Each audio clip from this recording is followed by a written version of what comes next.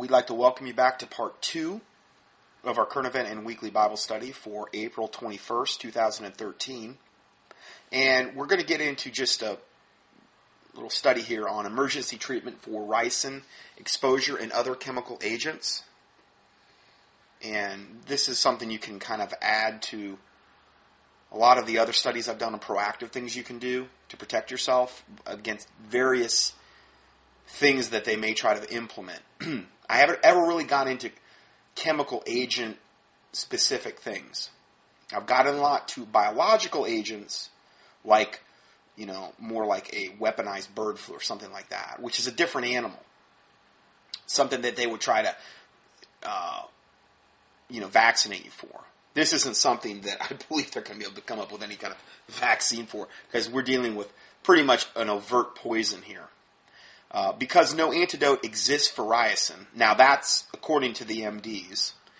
The most important factor is avoiding ricin exposure in the first place. If exposure cannot be avoided, the most important factor is then getting the ricin off or out of the body as quickly as possible. All of these are practical things you can do. I have no problem with any of this because it's just practical. The types of supportive care would depend on several factors, such as the route by which the victims were poisoned, that is, whether the poison was by inhalation, ingestion, or the skin or the eye exposure. Care could include such measures as helping the victims breathe, giving them intravenous fluids, flushing their stomachs with activated charcoal if the ricin has been recently ingested. I would highly advise everybody having really several bottles of activated charcoal in their house. Any type of poisoning that involves ingestion, activated charcoal can be used to bind up the poisons. And it's very, very good stuff for that. You can get that at almost any health food store. Some drug stores. You can get it online. It's very, very good to have for any type of, and food poisoning as well. You feel like you got food poisoning, you ate some fish that was a little old or whatever, you start to feel that initial signs of, man, my stomach's starting to hurt. Wow, this is weird. That's when you want to hit the activated charcoal heavily. Okay? Like 5-6 capsules of this stuff. Get it into your system, and if you wait too long, you're still going to get sick, but you won't get near as sick. If you can get it in that initial stage, then a lot of times it'll just knock it out of your system and you won't even know you had food poisoning. It can be that dramatic. Okay, and if any of you have had food poisoning, a lot of people have, you know how horrific that can be. I mean, you want to basically die. I had it so bad once, I was just like, I would rather die than live this way. I mean, I was in that much agony. And, of course, I know you don't really know what you're saying at the time, but I mean, this is before I was saved, and it was bad. And then I've also had other times where I was food poisoned, or had contacted food poison, and then took, I believe in one time I took activated charcoal. I've taken bentonite clay as well. That works good. I think activated charcoal is the best, though, for this type of application. And it's amazing stuff. It really is. It's the same thing they pump into your stomach if you, like OD on whatever. Let's say you try to kill yourself and you OD'd and they go in and they pump your stomach and they put activated charcoal. And it's to bind up all the poisons. So it's good stuff. Anyway, also washing out your eyes with water if they've been irritated. How can you know whether you've been exposed to ricin? If we suspect that people have inhaled ricin, a potential clue would be that large numbers of people who had been close to each other suddenly develop fever, cough, and excess fluid in their lungs. Fluid in the lungs can kill you real quick. Okay, that's called congestive heart failure. That's the end sign of congestive heart failure. It's the fluid in the lungs that kills you. Okay, so that's bad stuff. These symptoms could be followed by severe breathing problems and possibly death. No widely available, reliable tests exist to confirm that a person has been exposed to ricin. But I imagine if there was some supposed terrorist attack in your area, that would be public knowledge. And you started coming down with the same symptoms, well, then you know that you've been exposed. How you can protect yourself and what to do if you're exposed to ricin. Cover your nose and mouth with a wet piece of fabric as soon after the attack as possible. Now remember, they got this weaponized grade. It's down to 3 microns in size. that would be your if you had nothing else. You could, if you were wearing like a t-shirt, pull it over your nose. Pull it over your eyes, too. I mean, if you could see through your shirt at all. I don't know. I mean, because you don't want to get in your eyes either. That's another access point into your body. Okay? And get out of the area as soon as possible. If you have access to like a wet cloth or something, or even to wet your shirt. I mean, granted, that's not ideal, but it's better than just going there and inhaling the stuff in.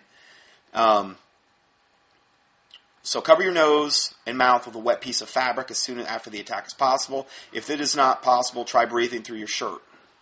At least it's something, you know. By doing this, some of the poisonous spores will be eliminated and you will not breathe them in. Next thing, leave the area that was attacked as soon as possible. Prolonged exposure to the harmful chemical will lessen your chances of survival. If you can escape to an area where water is flowing, immerse yourself in the water to wash off the immediate effects of the ricin. Third thing, hold your breath if you can until you're out of the attack area. If you are unable to do this, take short, shallow breaths until you are away from your area. And again, it would be good to breathe through something. Breathing through, you know, your shirt, a jacket, something where you're not inhaling it directly.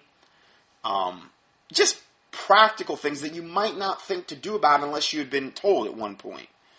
So this will, again, lessen the number of poisonous spores you inhale through your mouth or nose. If you think you may have been exposed to ricin, you should remove your clothing, rapidly wash your entire body with soap and water. Removing your clothing. Quickly take off your clothing that may have ricin on it. Any clothing that has been pulled over the head that has to be pulled over the head should be cut off the body instead of pulled over the head.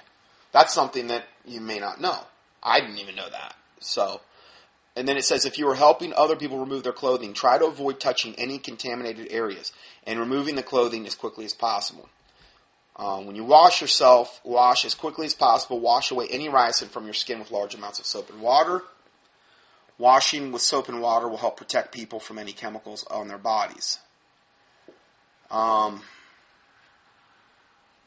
would have to say that you'd probably want to start out with more cooler water, wash yourself really good, and then more hotter, where your pores are going to open up. You wouldn't want that initially to happen. So do that first, and then probably, I think you go to the warmer water if you had that as an option at that point. Washing.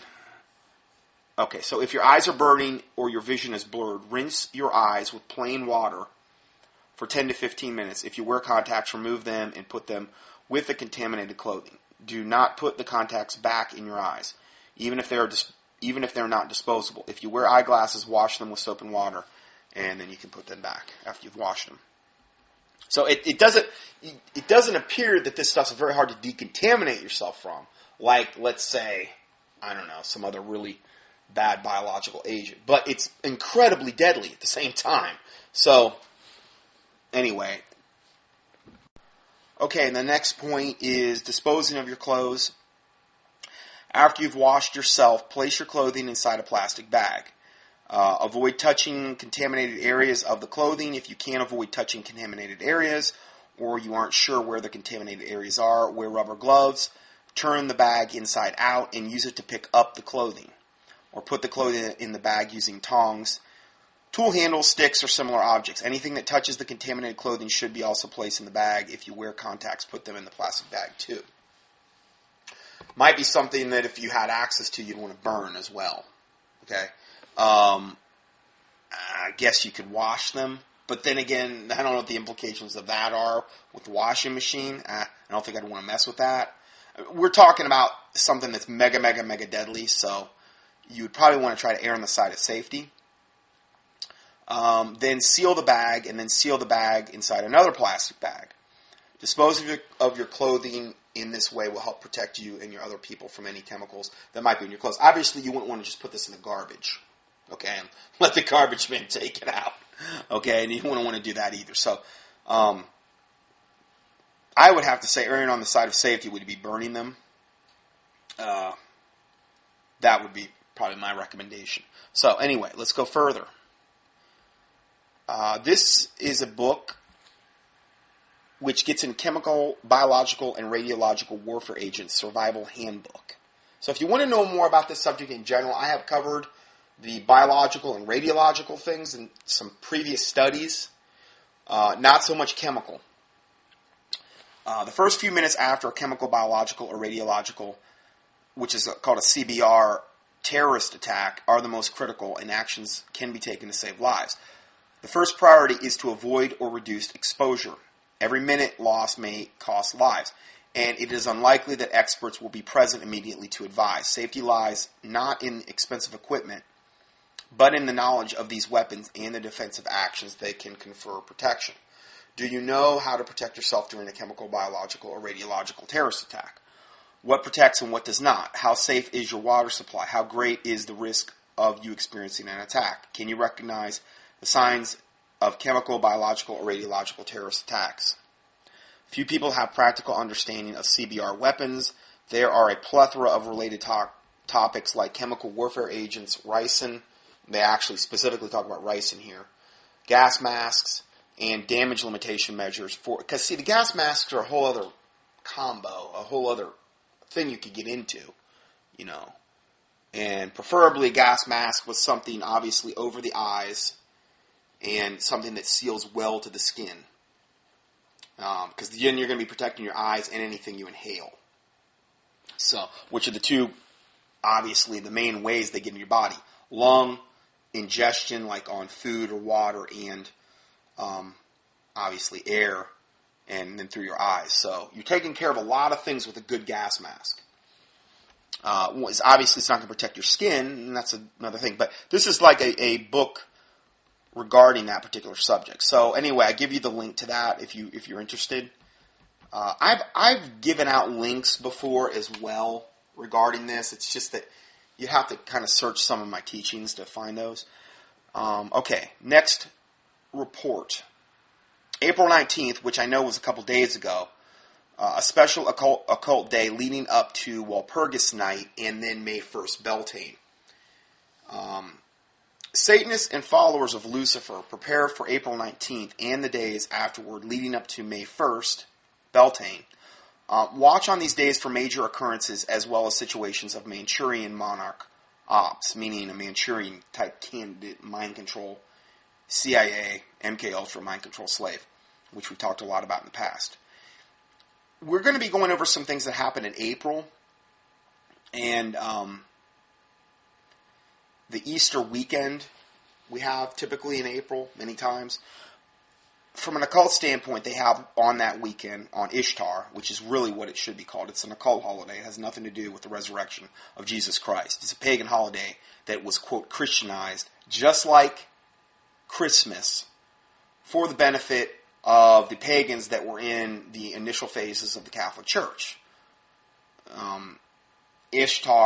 Easter was originally celebrated to honor the goddess Ishtar. Okay? Christmas was originally known as Saturnalia, which honored the sun god, not son of God, but sun god, Tammuz. Okay? So, I've gotten into all this. I've done whole teachings. Just key in either Easter, Ishtar, Christmas, Xmas, whatever, in the keyword search box at contendingfortruth.com if you want to know more about that. Because that's something very important. And Easter weekend is traditionally celebrated by occultists as a black mass, or also called Black Sabbath. To mock the death of Jesus Christ, a man is actually sacrificed on Good Friday. See, this is how Satanists celebrate that week.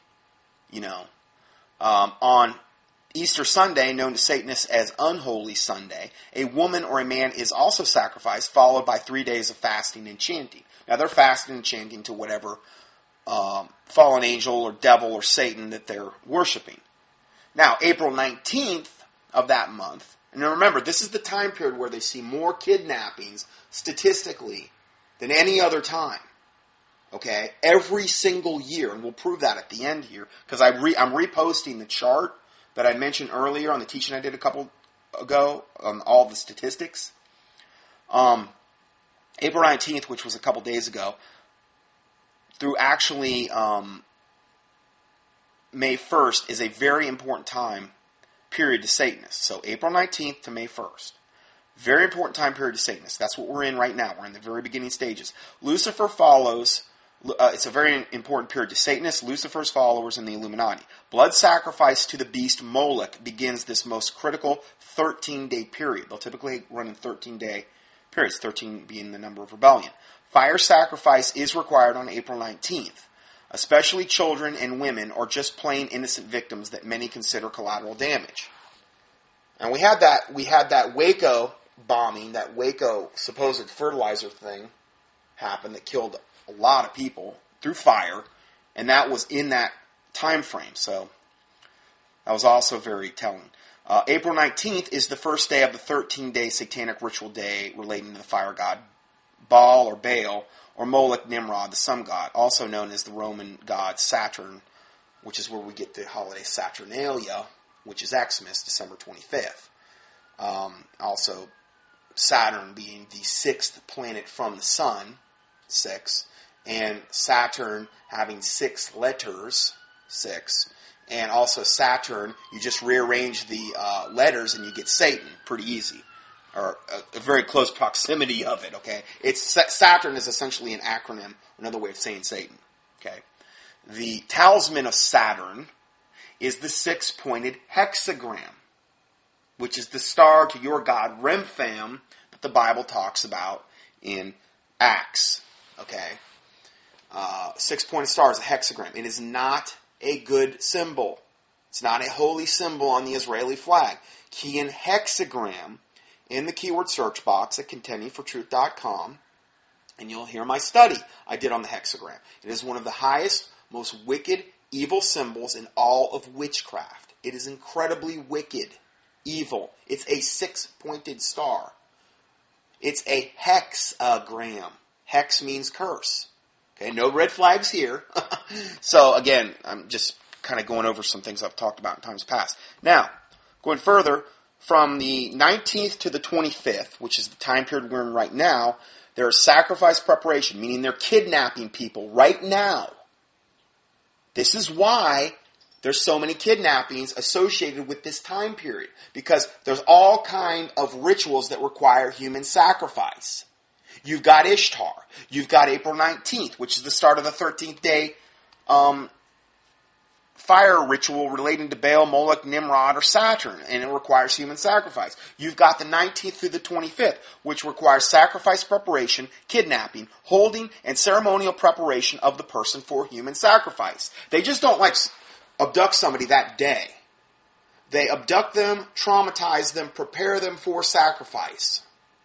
Okay, that's what they do. These sick devils from the pits of hell are doing this right now. This is something the church collectively should be praying about, but most churches would never even mention something like this because it would be way too uncomfortable for their parishioners. Well, I bet you it's really uncomfortable for the people that are being kidnapped right now, especially the little children and animals in some cases, adolescents, humans, whatever, adults. It's not going to be comfortable for them at all when they're sacrificed in the most horrific way possible to enact the most trauma, because it's like these devils feed off the terror that they produce. The devils literally do feed off fear and terror that they inflict. Okay? This isn't a game. This is how Satanists, Luciferians, the Illuminati, the wicked elite, particularly the elite, but obviously not all of them are, this is how they practice their religion. Most people practice, like if you're a Christian, you practice your religion by going to church on Sundays. This is how they practice their religion.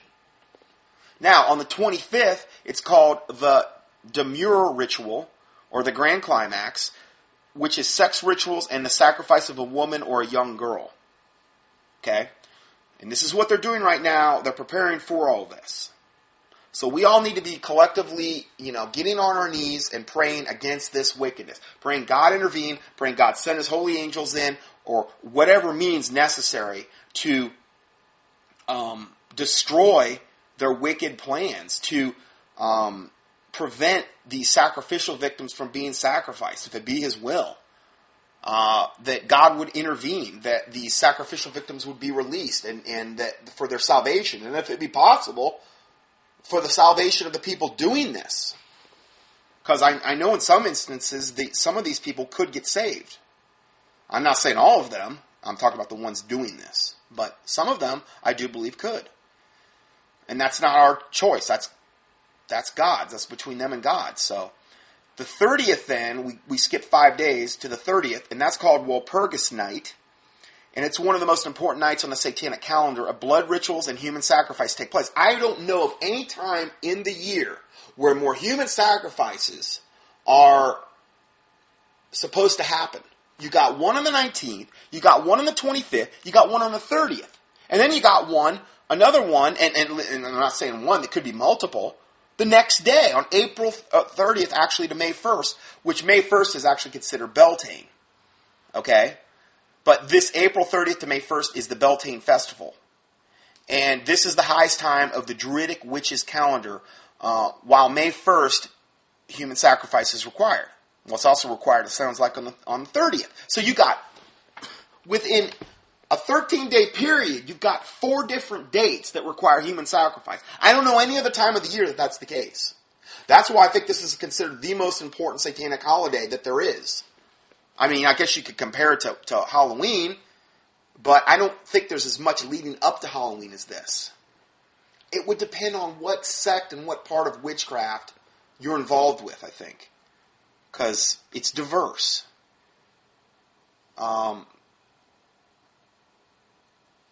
So, human sacrifice is required on May 1st, Beltane, which was the day that the Illuminati was actually formed in 1776, May 1st, by Adam Weishaupt.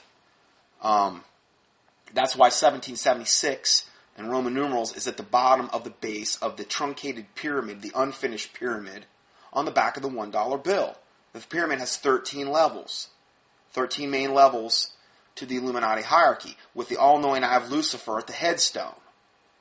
And around it, it says Novus Ordo Seclorum, or Anut Coeptis Novus Ordo Seclorum, which means announcing the birth of the New World Order, which was on May 1st, Beltane, 1776. Oh no, that was the year the Declaration of Independence was whatever, came into fruition, signed. Yeah, July 4th. May 1st, 1776 was actually done before the Declaration of Independence. So, that's why it's on there. The back of the $1 bill is just an occult nightmare. There's so many occultic things on the back of the $1 bill. Oh, on the front too, but most on the back. So, since this celebration officially began on the night before Beltane, which was the Walpurgis night on April 30th, the tradition has developed among occultists to celebrate Beltane as a 2-day ceremony. Sounds like they do sacrifices both nights. The tradition was strong enough that Adolf Hitler, who was a high-level occultist, decided to kill himself on April 30th at 3:30 p.m., thus creating a 333 and placing his suicidal sacrifice within the Beltane time frame. They're that sick. Occultists try to do everything by the number, the occult number, whenever possible. Great bonfires are lit on the eve of Beltane, April 30th, in order to welcome the Earth Goddess.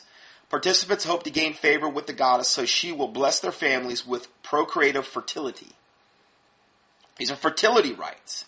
This is why Ishtar is worshipped during this time of year, because Ishtar was a fertility goddess. Supposedly Ishtar, or Easter, which is where we get the word Easter, fell out of the sky in a multicolored egg from the heavens, multicolored eggs, why we have eggs for Easter, into the wicker reeds. This is why they have wicker baskets they carry around the eggs in, the multicolored eggs. It's all pagan fertility rites. It's why we have bunnies associated with Easter. Why? Because bunnies are the fastest procreating animal on the planet, a mammal. That's why. Okay, what does an Easter bunny have to do with Jesus Christ's death, burial, and resurrection? What do eggs, multicolored eggs in wicker baskets, have to do with Jesus Christ's death, burial, and resurrection? Absolutely nothing. These virgins were brought about during that time and impregnated by the high priest on an altar to Ishtar, And then their babies were sacrificed, who were then 3 months old, a year later on the same altars. That's what they did. It's a fertility rite. They'd impregnate the virgins. They'd have their babies 9 months later. Then they'd take the 3-month-old baby the year later and sacrifice it on the same altar. This is how sick these people are and how sick they've been going as far back as this garbage has been celebrated. Probably all the way back to Babylon. So, I get into this a lot more in the studies I've done on Easter. So, I'm just kind of touching that subject. It's pure evil wickedness. Okay? So, we find it interesting that the Royal House of Windsor, one of the families of the Illuminati, or close to it, lights a Beltane balefire every year. Bonfire. You know where that word comes from? It's a bone fire. It was a fire that was lit for human sacrifices. A bone fire. What they do many times is they would take a human, their sacrificial victim, and they would hollow out a log and put him in the log. That log, put the person in the log, okay, stuff him in there somehow when he was alive, and then burn the log on the fire. That's why they call it bone fires. Because you're burning their bones in their body.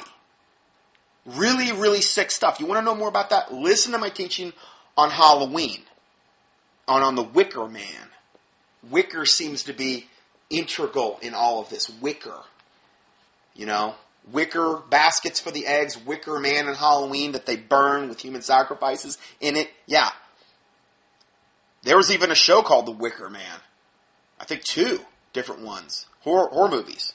Where they totally documented and proved that. But I didn't need those shows for that to be true. It's been documented throughout history. Anyway, then the maypole originated from the celebration of Beltane. Since fertility is being asked of the earth goddess, the maypole is the phallic symbol, and the circular dance around the pole forms the circle that is symbolic of the female reproductive organ. 4 to 6 foot alternating red and white ribbons were connected to the pole. The men would dance counterclockwise while the ladies danced clockwise. The union of the intertwining red and white ribbons symbolized the act of copulation. Remember, this is a fertility celebration day. Isn't it ironic that they celebrate fertility more through human sacrifice than any other thing? I mean, isn't that kind of counterproductive to fertility? Killing people? But they believe they have to kill people in order to have that. For the land to be fertile. And for themselves to be fertile. They believe that's all given by these maggot fallen angels, essentially. Sorry, but they pretty much are. They pose as gods that they worship. And they have to go to these same devil fallen angels, or devils, demons, whatever you want to call them, to gain favor. And these devil fallen angels always require human sacrifice. Because they're of the father of the devil, and of his lusts and of his works, they will do. So, these people get into these religions, these fertility, and again, this is going to be the coming essence of the New World Order, witchcraft. Witchcraft is everywhere I look, essentially online. Any type of new show or whatever, it seems like more and more and more they emphasize witchcraft over and over and over again. Witchcraft is going to be the coming backbone of the New World Order religion. Just key in witchcraft in the search box at contendingfortruth.com and you'll see.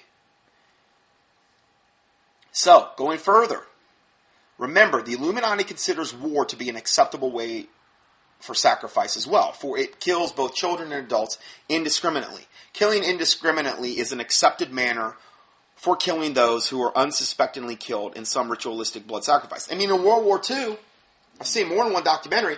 At first, when we started bombing, we were trying to bomb surgically. Surgical tactical strikes. But what was happening is those areas were so well defended with flak guns, that we were taking tremendous losses, particularly if they tried to bomb by day, which is what we were doing initially, the Americans. Tactical surgical strikes, bombing by day. We were just getting decimated. Okay?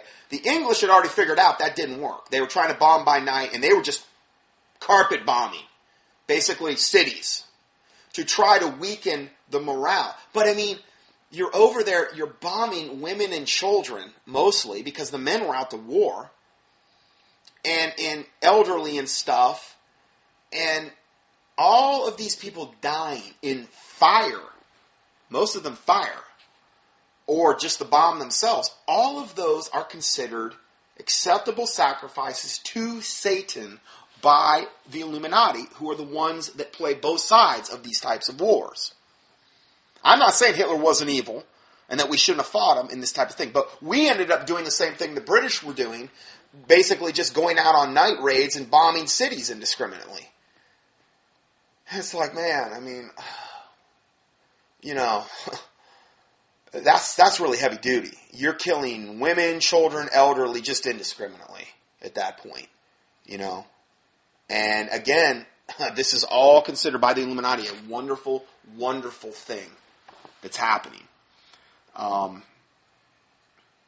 Killing indiscriminately is an accepted manner for killing those that are unsuspectingly killed for some ritualistic blood sacrifice. Particularly if fire is involved. They like that a lot too, because it's just sick. Now, I reposted the year and most number of kidnappings sorted by month. Okay, and again, every single year, well, this is just from 2007 to 2012, I think. Every year, you've got May and April in the top 3. May and April. And it's no wonder, after what I just went over today, 4 different dates for human sacrifices within a 13-day period? Whoa! And that may mean multiple. We've got, I believe, approaching at least 1 million people missing every year in America. This is according to their statistics. Who knows what the real numbers are? So particularly in big cities, people go missing all the time. And the poor and the indigent and the drug addicts and these types of people, I'm not saying nobody cares, but these are people that are considered cast-offs from society. And if they go missing, people just think, well, that was there. I don't know where they ended up or whatever. At least 1 million per year. Okay, where are they all going? It's a lot. Now, but we're not in that mindset, because if one little well-known girl locally goes missing, they make such a big stink about it. Local news. But there's a whole other sect of society where they make no peep about it at all. And that's why we think that this isn't happening. So, that's something to think about. So I give you all those statistics and links to each one. Disappearance statistics linked at the FBI. Okay, so some very important historic dates that were staged according to this blood sacrifice. Now, we're just talking about April 19th here, okay? These are just some of the more major dates where something really heavy-duty went down on April 19th, where people were killed. Okay, and remember, that's just the start of the 13-day sacrificial period here. April 19th, 1775, Battle of Lexington and Concord, which made the Revolutionary War inevitable, but which led to the independence of the colonies. This was the shot that was heard around the world. Okay? That was where that all started. Okay? April 19th, 1861, the Baltimore riot, considered the first bloodshed of the Civil War. Okay, so, I mean, here we got the first bloodshed of the Revolutionary War, essentially. April 19th, 1775. Then we have April 19th, 1861, Baltimore riot, considered the first bloodshed of the Civil War, which was the next biggest war America was in after the Revolutionary. Isn't that a little bit of a weird, strange coincidence? I mean, wow, that's heavy duty. A clash between pro-South civilians and Union troops in Maryland's largest city resulted in what is commonly accepted as the first bloodshed of the Civil War. Lincoln orders blockade of the Confederate ports then. This is both occurring on April 19th. Wow. Why isn't this in the history books? You know? Emphasized in the history books. April 19th, 1904, the Great Fire of Toronto. April 19th, 1943, after trapping the last Jewish resistance fighters in a storm drain in Warsaw, Poland, and holding them for several days, Nazi stormtroopers waited several days, and then began to pour fire into each end of the storm drain using flamethrowers. Why didn't they just do it the first day? Because they wanted it to be April 19th. Remember, Hitler killed himself within that whole Beltane fire festival event. Okay, so he knew about this. They waited until April 19th, 1943, and poured fire into each end of the storm drain where the Jewish resistance fighters were using flamethrowers. The Nazi stormtroopers continued pouring the fire into the drain until all the resistors were burned alive. I mean, these are some sick devils. Blood sacrifice brought about by a fiery conflagration was rumored to have been ordered by those in Nazi high command or even Hitler himself who demanded blood on April 19th, 1943. He was a high-level occultist. April 19th, 1989, a gun turret explodes on the USS Iowa, killing 47 sailors. Remember, these are mostly fire, death by fire here we're dealing with here. Here's another one, April 19th, 1993. 51-day siege of the Branch Davidian building outside the Waco, Texas ends when a fire breaks out that was totally lit by our own government, and 81 people die, many of them little women and children, in fire sacrificial ritual. Secret Delta Force soldiers combat armed government troops from a multitude of agencies led by the FBI. Imagine that. Army tanks and other military equipment stormed the compound of the David Koresh and his followers at Waco, Texas. Waco, isn't that just where the fertilizer bomb went off? And many said it was either a plane or a missile that caused it. And from the footage I saw, it absolutely looked that way. The actual explosion came in to it. It didn't explode out. It came in initially and then it exploded. Looked like something came in very quickly. Certainly, this operation fulfilled the basic requirements for human sacrifice and blood ritual trauma. Fire and young sacrificial victims murdered on the suspected orders of good old Janet Bush Reno and Bill Clinton for dark and sinister reasons, important only for their evil group's agenda. Yes, this is how wicked our government is, and it goes all the way to the top in their puppet handlers, and then it filters down. It is that bad. So if they're willing to do this, imagine what they've got planned for the American populace at large. Now remember, our God is the Lord Jesus Christ, Father God, and they're on the throne. And we can appeal to them directly for protection and these types of things. So I'm not saying that to freak everybody out. Our God is infinitely bigger than their God, Satan. So that's what we need to keep in our head. April 19th, 1993. South Dakota Governor George Mickelson and 7 others are killed when a state-owned aircraft crashed in Iowa. April 19th, 1995. Imagine this, Oklahoma City bombing. Once again, many women and young children were sacrificially killed this day because there was a daycare there. Totally, all of these, I could do individual studies on debunking and showing all of the proof the government had everything to do with these things. Okay? It's been proven over and over again. There's been whole videos done on this. Oklahoma City, Waco, whatever. And again, we have fire, bomb. And young men and women and children were killed. And it was carried out to stigmatize Americans' militia groups with Christian values. Scapegoat Patsy. The media used this incident to demand new laws and focus toward the militia groups. Oklahoma City bombing killed 168 people. Then, April 20th. Now, this is one day later, but again, remember, this is this 13-day period. Okay? So, April 20th, 1999, very close, the Columbine High School Massacre. Sometimes they don't always get their exact event on the exact day they want it. That's another thing to think about as well. Obviously, look at the Boston thing that we just documented. Obviously, everything didn't go according to plan. So, but the Columbine High School Massacre, April 20th, 1999.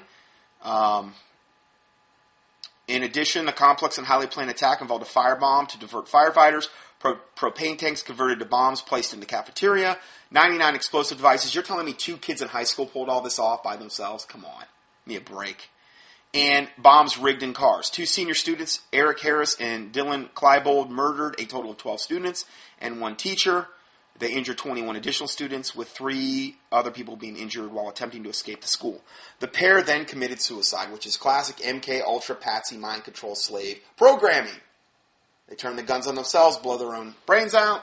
No witnesses, nobody to talk. That's what the government doesn't like. They don't want anybody there to talk afterward.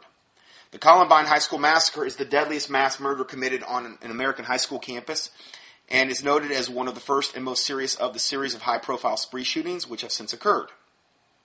The massacre sparked debate over gun control laws. Imagine that. But if people were armed in the school, they would have killed these devils before they would have done probably... if there were 4 teachers in that school, faculty, that were armed, many times, and this is normal, once they're confronted with anyone else armed, that suicide program will kick in and they kill themselves. Happens all the time. Okay? So all it would probably take is some return fire, maybe not even hitting them, for them to, kick that old suicide program into motion and no more people killed other than them. Which they were obviously going to do anyway because they did do that very thing. Okay? So, it's just, it's very crazy when you look at all this stuff. Let's see here. So the massacre sparked debate over gun control laws, the availability of firearms within the United States, and gun violence involving youths. April 20th, 2010, a suspicious explosion on the Deepwater Horizon offshore drilling rig, operated in the Gulf of Mexico off the coast of Louisiana, occurred on April 20th. So again, April 20th, a day later, within that 13-day sacrificial, it was also fire. It was a big reason why we ended up moving up here. It was one of the things that got me to get out of that area, the whole Gulf of Mexico region. And that problem has not went away. It's horrific as ever, just a gigantic, massive cover-up there. So, now, last article. In an incredible display of spiritual ignorance, hundreds of, quote, Christians faced the obelisk of the Washington Monument, the biggest obelisk on the planet, biggest phallic symbol on the planet, for Easter sunrise service. Mimicking dedicated sun worshippers, these Christians welcomed the rising of the sun on Easter Ishtar morning. This is from a news brief. An MRC employee snapped this powerful shot at the Easter sunrise service on the steps of the Lincoln Memorial. As you can see from this photo, several hundred Christians gathered at the Lincoln Memorial to celebrate Jesus' resurrection by welcoming the rising of the sun god. As you can also see if you look closely, and there's a picture here in the PDF, these people are facing away from the Lincoln Memorial to the Washington Monument obelisk, and the sun's rising in the back of the obelisk. So how much more pagan garbage could you have going on in one, quote, Christian 501c3 corporate church service? Oh, sorry. How much more? Why? I think you should also have Satan, the horned beast, Baphomet, with a, hexagram and pentagram in the foreground of the obelisk of the Washington Monument. I think that would be a nice touch as well. Hey, if you're going to go all the way, do it. Go all the way. You're going to live like the devil, you might as well just, really, really go after it. So, what is the problem, you might ask? Pagan sun worshippers have worshipped the sun in exactly the same manner for at least 4,000 years. And here's the picture.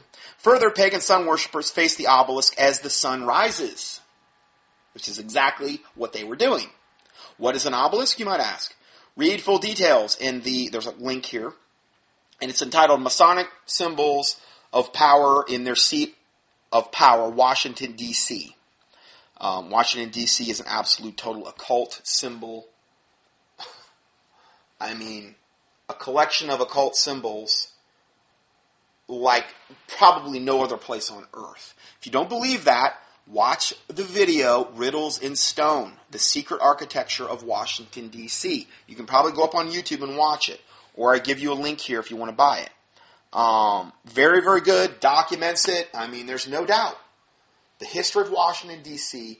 and the history of this country was based on occult paganism, not on Christian values. Now, I'm not saying there weren't any Christians, but I'm saying at its core root, you look at Washington, D.C., you look at the layout of the city, you look at all the pagan symbols that were there from the very beginning, you look at the fact that George Washington was a high-level Freemason, and so were many of the others at that time, and then after that, and I've done a whole study on George Washington, just kidding, Washington, if you think that he was a real Christian.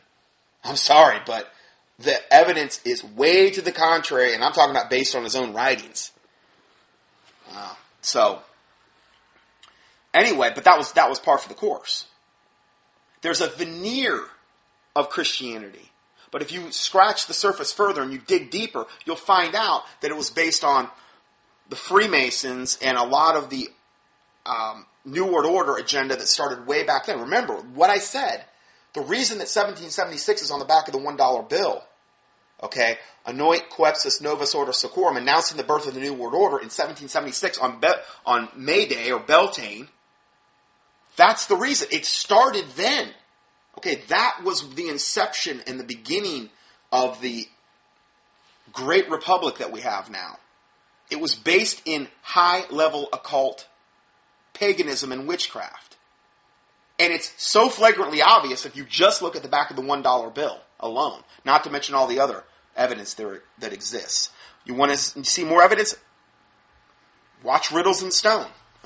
It's all there. The Jews, during the time of Jeremiah and Ezekiel, had a blended sun worship with the worship of God, as we can see in the scriptural references in regard to the Queen of Heaven. Ezekiel 8:5-16 talks about men standing with their backs to the temple of God, facing the east and worshiping the sun. Okay, now I'm going to read you that. This is where we get the first Easter sunrise service. Okay, this is the first Easter sunrise service. This is a pattern of it, okay? And they were worshiping Tammuz in the previous verses. And then he says to Ezekiel, God says, and then he said unto me, hast thou seen this, O son of man? Turn thee yet again, and thou shalt see greater abominations than these. Now, the abominations they just talked about were women weeping for the death of Tammuz, okay, in the temple of God. Okay, Tammuz, like the reborn sun god, the offspring of Semiramis and Nimrod. Okay, Tammuz. And this is again why we get the 40-day Lentian period, because Tammuz was killed on his 40th birthday. He wasn't such a great hunter. He was killed by a wild boar. That's why you eat pig. You eat boar, pig at the end of the Lentian 40-day series. 40 days for 1 day for each year of Tammuz's life. I got into this before when we did the study on, I believe, Good Friday. And we got into that a little further. So, it's all tied together. It's all tied together, all this occult garbage. So, and thou shalt see greater abominations than these. So, in other words, God's saying, when you saw the women weeping for Tammuz and his death in my temple, now I'm going to show you something that's even more of a greater abomination to me than women weeping for Tammuz in my own temple. So what might that be? He brought me, meaning Ezekiel, into the inner court of the Lord's house. And behold, at the door of the temple, between the porch and the altar, were about 25 men. And their backs toward the temple of the Lord. So they were facing away from the temple, which is kind of blasphemous, as it is. And their faces were toward the east. Sun rises in the east and sets in the west, right? Their faces were toward the east, and they worshiped the sun toward the east. Well, how could they worship the sun if it wasn't an some type of sunrise service? Because you're not going to worship the sun if it's right overhead. They were worshiping toward the sun because it was just coming up. Okay, it's exactly what they're doing here. Except these wonderful Christians added in the largest obelisk / phallic symbol on the planet that they were worshiping and facing toward, as well as the sun. And they were doing it on Ishtar. So you've got the phallic symbol, which is the satanic sign of procreation. You're doing it on Ishtar, which is a pagan fertility rite, which requires human sacrifice. And they're doing it, oh my word. I mean, is it just me, or is that like got to be one of the most blasphemous things you've ever heard that anyone could possibly do? I mean, why didn't they just sacrifice somebody too while they were going to go after, I said, if you're going to go after, might as well do it right. Oh, I guarantee you some of them were probably Satanists, just posing as Christians. That's heavily infiltrated many times, many of these denominations with Satanists.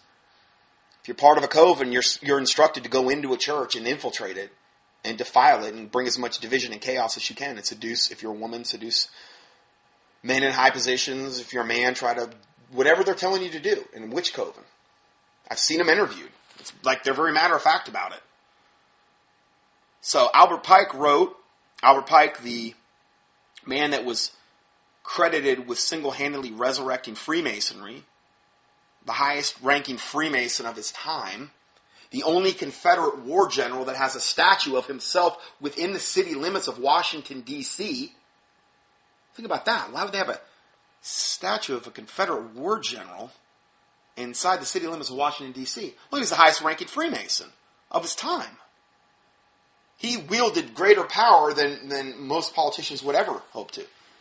The man was pure evil, was the author of Morals and Dogma, which is considered the Bible to the Freemasons. Even though many have never read it, doesn't make it any less so. There's an esoteric and exoteric version. In the esoteric version, Albert Pike basically says to all of you of the 30th, 31st, 32nd, and 33rd degree, tell them that we worship the God, the one that the world adores. Like when they say, God bless them, these types of things. But to you, I tell you that we do not worship God, but we worship Lucifer. And now I'm paraphrasing, but I've got the quote. It's on the Chick Tracts about the Freemasons. You can see the quote, exactly what page of the book it comes from. I just put one on a card the other day. I keep them in my car, and what I do is I fold them, I think to about the middle of the track. And it's the quote from Albert Pike, where he's talking to the 31st, 30th, 32nd, 33rd degree Freemasons. And he gives that quote about that we worship Lucifer. We tell the world we worship God, the one that the world adores, like the God of the Bible. But to you, I tell you we don't. We worship Lucifer. And this is the guy that we're talking about here. And he says, Albert Pike wrote that all pagan religions worship the sun. Whether they knew it or not, they were actually worshiping Satan. Because as an angel, he was known as Lucifer, or the bearer of light, the light bringer. Okay? And then Isaiah 14:12 says, How art thou fallen from heaven, O Lucifer, son of the morning? Where are they worshiping the sun? Toward the east in the morning as it comes up. And in this case, with the largest phallic symbol on earth in the foreground, between the sun and it. What an abomination. An obelisk is a tall four-sided stone pillar tapering toward a pyramidal top. The obelisk is critically important to the occultists because they believe that the spirit of the ancient Egyptian sun god, Ra, resided in the obelisk. Thus, the obelisk represents the very presence of the sun god whom the Bible calls Satan. Therefore, each pagan is required to face an obelisk at least once per day, even if the obelisk toward which he is facing is 3,000 miles away. Well, the Islamists do the same thing. They bow to Mecca, 3 times a day in its honor and pray toward Mecca. They're doing the same thing here. A hardcore occultist, if they're bound to that particular religious belief practice, will do something maybe not quite as demonstrative as an Islamic person, but nonetheless, they will do that. The Washington Monument obelisk was placed directly on the Capitol line, precisely 900 feet west of the Capitol. Thus, the inhabitants of the Capitol could face the obelisk daily very easily. However, note that the Washington, D.C. obelisk does not lie in a straight line 900 feet south of the White House. Why is this? Because it was lined so that it lies in a straight line 900 feet from the House of Understanding. This is the supreme temple of Freemasonry. The headquarters of Freemasonry. In the mind of the occultist, the true political administrative power resides in this Freemasonic headquarters. This is where you gotta go. If you're a 33rd degree Freemason and you're initiated into that, you gotta go there. That's where Billy Graham went. That's where a lot of the other so-called Christians went when they got initiated. And Billy Graham was up on the Louisiana website for famous Freemasons. Until somebody actually found that out and they said, hey, what? And then they removed his name. But he was up there. Just do the keyword search for Billy Graham and I did a whole teaching on it. He's a Freemason. You can't bow the knee to Baal and God. You can say you are all day long, but it doesn't work that way with God. So, this is what we're dealing with here. And you got to go to the supreme temple there in Washington, D.C., in order to get initiated as a 33rd degree Freemason. You might have to do it for a 32nd degree York rite, too. 33rd degree Scottish rite, 32nd degree York rite. I'm not 100% sure, but I know for sure the 33rd degree. And they make you drink, I think, wine out of a real human skull. And then they basically put a cross in front of you and say, spit on it.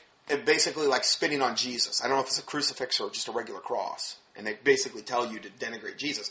And if you spit on it, they say, well done. If you don't spit on it, they say, well done. The difference is the people that spit on it get to go further up the food chain. The people that don't spit on it, you're just going to stay a 33rd degree Freemason. They're not going to let you go any further. But there's different degrees. There's higher degrees than 33rd degree. Schneblin claimed to be like a 90th degree or something. Palladian, I don't know. Super duper, Freemason. I don't know if you get to wear a cape at that level or something. I don't know. Anyway, yeah, that's the difference. Little lighthearted trivia for you there. Let's go further. So, in the mind of the occultist, the true political administrative power resides in this Freemasonic headquarters, not in the White House. This is why President Andrew Johnson, not Jackson, but Johnson, considered himself to be the subordinate to Albert Pike, the leader of the North American Freemasonry at the time. Remember I said about Albert Pike? Highest ranking Freemason, only Confederate war general with a statue of him inside the city limits of Washington, D.C. Albert Pike had more actual real power than the President of the United States. By facing the obelisk as the sun arose, those Christian worshippers were mimicking the Egyptian pagan worshippers of, thousands of years ago, but also up to modern day. Yet not one of these Christians ever stopped to think what they were doing. Most Christians do not even know that an obelisk is a representation of the phallus of Baal. Did you know that our last 5 presidents have faced the obelisk as they took their oath of office? This is a good sign. It's a good sign when this happens. Here's a news story from Cutting Edge. You can click on the link there. President George W. Bush, Christian or Illuminist? Guaranteed Illuminati through and through. We include a picture that was taken as President Ronald Reagan took his inaugural oath of office on January 20th, 1881. Not Ronald Reagan. Oh, yeah. Yeah, the actor Ronald Reagan startled the occult world by taking his oath of office from the west wing of the Capitol, not the east wing, as all of his predecessors had done. When President Reagan decided to become the first U.S. president to take his oath from the west wing of the Capitol, he faced the obelisk. This fact meant that he was sending the strongest possible signal to his fellow Illuminists in the world that after over 205 years of pursuing the goal of establishing the New World Order, remember, announcing the birth of the New World Order, 1776, the back of the $1 bill, okay, after 205 years of pursuing the goal of establishing the New World Order, the kingdom of the Antichrist, the plan was entering its final phase, beginning with Reagan. That's why he faced the obelisk. Everything they do at that level is very well thought out and coordinated. Wow, that's something to think about. Every president since then, Bush, Clinton, and now George W. Bush, and then also Obama, have similarly taken their oaths of office facing the obelisks. And there's links to George, I believe, Jr. and Obama about that as well, that you can click on here. Since God cares very much about being worshipped in his prescribed methods, no one could truly worship him in a manner created by pagan sun worshippers. I mean, that goes without saying. So, this is the state of things that we face. And that's all I have for today. So, I'll go ahead and close this out in a word of prayer. Heavenly Father, we do thank you for this day and this time you've given us. I pray, God, that whatever you're trying to accomplish, Lord God, by your truth getting out, by these things being exposed, that you accomplish that, Lord, that there will be no demonic hindrances to these things, that you give us eyes to see, ears to hear, and hearts to receive. I pray ultimately, Lord, that people would get saved from getting their eyes open. I mean, it's one thing to know the information, Lord, but I pray that they get saved. I pray that they get right with you. I pray your name be glorified through my listeners, through the body of Christ, through ministries like this, wherever your word or your truth is being preached worldwide, that you would lead and win many to the Lord as a result of your efforts, through your remnant, through your holy angelic host, Lord, whatever means that you see fit. I pray you forgive us for any and all sins we've committed, as we forgive those who have sinned against us, and that the words of our mouth and the meditations of our heart would be acceptable in thy sight, O Lord, our strength and our Redeemer, that you cleanse us from presumptuous sins and secret faults, that they would not have dominion over us. And we praise you, we love you, we thank you. We ask all these things in the name of the Lord Jesus Christ, we pray. Amen.